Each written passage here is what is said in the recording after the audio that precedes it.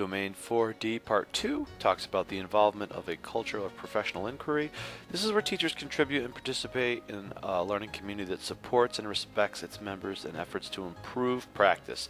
We have many examples of evidence of this as well. The first piece of evidence is the 8th grade English teacher team, as I like to call it. As an active member of the English department, myself and many of the 8th grade teachers have formed a professional learning community to improve the instruction of our students. There I am with Tara Fear, working on a piece with our series of common assessments. We've done this over a series of professional days that we've taken. Designing these assessments, of course, helps. Here I am with Diane Da Silva on a professional day for cross-curricular social studies assignments having to do with close reading, developing shared ideas to strengthen the curriculum of both social studies and English, bridging that gap together.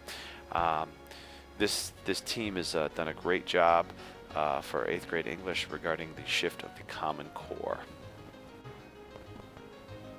Also this year, there was an application for Google Chromebooks that I filled out, and I just got an email saying that I was awarded going to be a set of Chromebooks. This year I helped my colleagues learn a lot about new innovative methods of instruction and content using this particular technology called Google Chrome and Google Chromebooks. This support was very well received by my colleagues and administrators, and it furthers the district initiative to promote 21st century skills.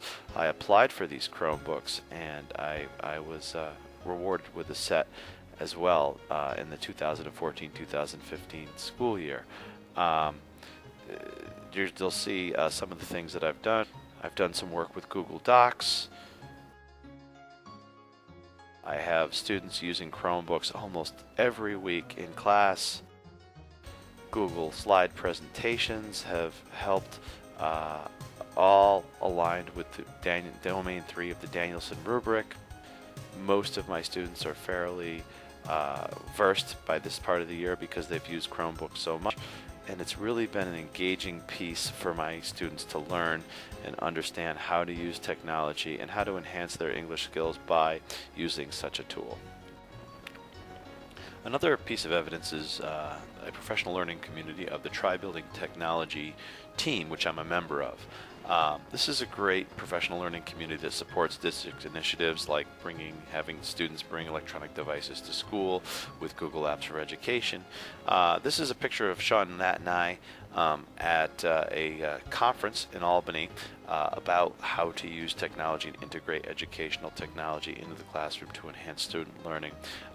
This conference we attended was last December, and it was great, and it helped bring some great ideas back to students and teachers at Shen, and I was happy to report back some great things.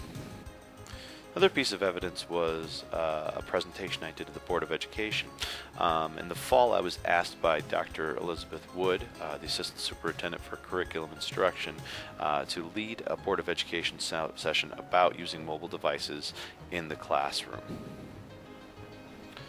As you can see, from my little presentation here, I was able to lead this Board of Education session talking about mobile devices by using 4 of my students and showing how we actually do it on a daily basis.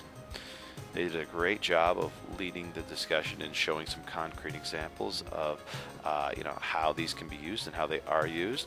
They talked about the technology that's used and why it benefits, and showed a first-hand example of some of the engaging things that we're doing that can positively impact student learning. A very, very, very successful Board of Education session where we received lots of great feedback from the superintendent himself, the Board of Education, and everyone that attended. The last piece of evidence is how I led a superintendent's conference day session about mobile devices in the classroom. This was kind of an abbreviated version of what I had done for the Board of Education, but it was directed more towards Shenendehowa Middle School teachers.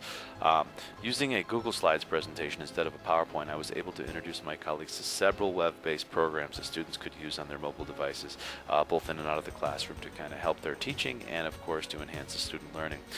Such programs I presented were Google Docs, Docs, Google Slides, Google Calendar, Gmail, Quizlet, Edmodo, Dragon Dictation, Exit Ticket, all great things that are engaging for students and would help students and teachers in their organization. This was a great seminar, I think, valuable. Since then, a lot of teachers have told me they've been trying to incorporate these things, actually having students use their mobile devices. So I was glad I could provide a great model and presentation for my colleagues.